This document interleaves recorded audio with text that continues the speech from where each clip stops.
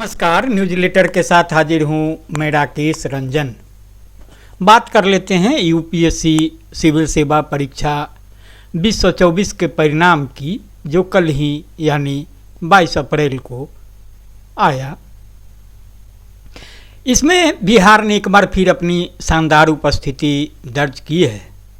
बिहार के उम्मीदवारों ने न केवल टॉप रैंक हासिल किए बल्कि कुल चयनित उम्मीदवारों में महत्वपूर्ण संख्या में योगदान दिया। तो बिहार की उपलब्धियां देखेंगे तो टॉप रैंक में बिहार का दबदबा रहा। टॉप 20 में बिहार के 3 उम्मीदवारों ने अपना स्थान सुनिश्चित किया।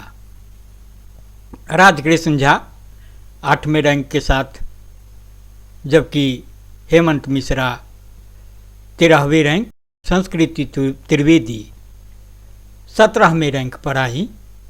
राजकृष्ण सीतामढ़ी से हैं तो हेमंत बक्सर से और संस्कृति जमुई से।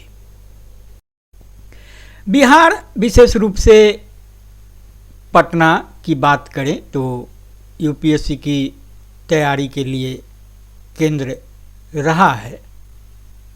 हालांकि सस्ती कोचिंग और ऑनलाइन संसाधनों की उपलब्धता ग्रामीण क्षेत्रों में छात्रों को इन प्रतियोगिताओं में शामिल होने के लिए प्रोत्साहित करती है।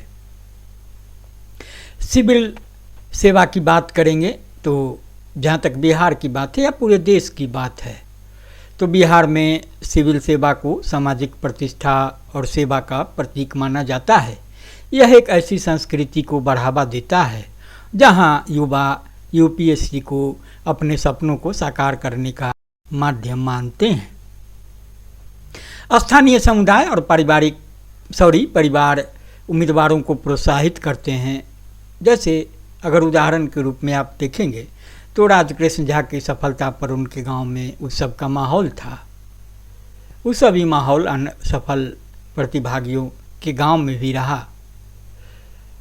तो जो सफल हुए हैं वे स्थानीय युवाओं के लिए रोल मॉडल बन गए हैं। बिहार के कई उम्मीदवारों ने बार बार असफलताओं के बावजूद हार नहीं मानी। राजकृष्ण झा ने अपने 5वें प्रयास में 8वां रैंक हासिल किया, जबकि पहले 2 प्रयासों में वह प्रारंभिक परीक्षा भी पास नहीं कर सके थे। यूपीएससी 2023 की बात करेंगे, मतलब 1 साल पहले की, तो उसके टॉपर्स में भी देखा गया था कि टॉप 20 में अधिकांश उम्मीदवारों को 2 या अधिक प्रयासों में सफलता मिली। बिहार के उम्मीदवारों ने मानविकी और सामाजिक विज्ञान जैसे विषय, भूगोल, मानव विज्ञान और समाजशास्त्र को प्राथमिकता दी। राजकृष्ण झा ने हिंदी और भूगोल को अपने वैकल्पिक विषयों में चुना। तो ये विषय स्कोरिंग के लिए माने जाते हैं और बिहार के शैक्षणिक पाठ्यक्रम के साथ बेहतर तालमेल रखते हैं। प्रेरणा स्रोत की बात करेंगे तो बिहार के टॉपर्स विशेष रूप से ग्रामीण पृष्ठभूमि से आने वाले अन्य युवाओं के लिए प्रेरणा बने हैं। उदाहरण के लिए संस्कृति त्रिवेदी की सफलता ने जमुई में खुशी की लहर पैदा की। बिहार सरकार और निजी संस्थानों द्वारा शिक्षा और कौशल विकास पर बढ़ते निवेश ने यूपीएससी जैसी प्रतियोगी परीक्षाओं में भागीदारी को बढ़ाया है। बिहार की महिलाएं भी इस क्षेत्र में अग्रणी हैं। संस्कृति त्रिवेदी 2023 में 34वां रैंक हासिल करने वाली जू फिसान हक इनका उदाहरण है। यूपीएससी की सफलता न केवल व्यक्तिगत उपलब्धि है बल्कि यह परिवारों और समुदायों के आर्थिक स्तर को भी ऊपर उठाती है, क्योंकि सिविल सेवा में नौकरियां स्थिरता और प्रतिष्ठा प्रदान करती है। तो चुनौतियां और भविष्य की संभावनाओं को टटोलने की कोशिश करेंगे। तो हालांकि बिहार ने टॉप 20 में अच्छा प्रदर्शन किया, लेकिन टॉप 10 में कोई उम्मीदवार नहीं रहा।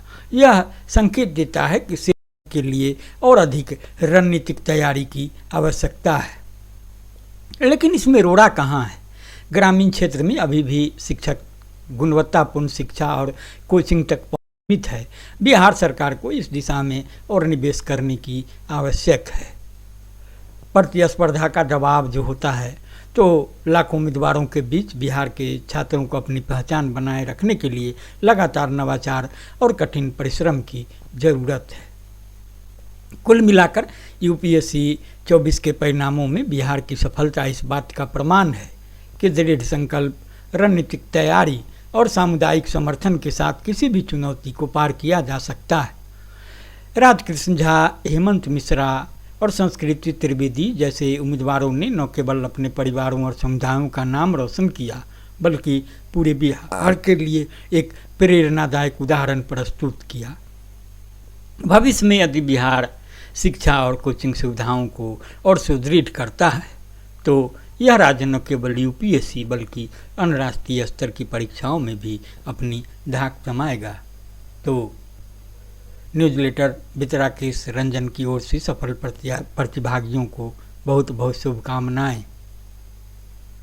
शुभकामनाएं उनके लिए भी जो इस प्रतिष्ठित परीक्षा की तैयारी में जुटे हैं, अपने तय उपलब्ध साधन संसाधन के बूते।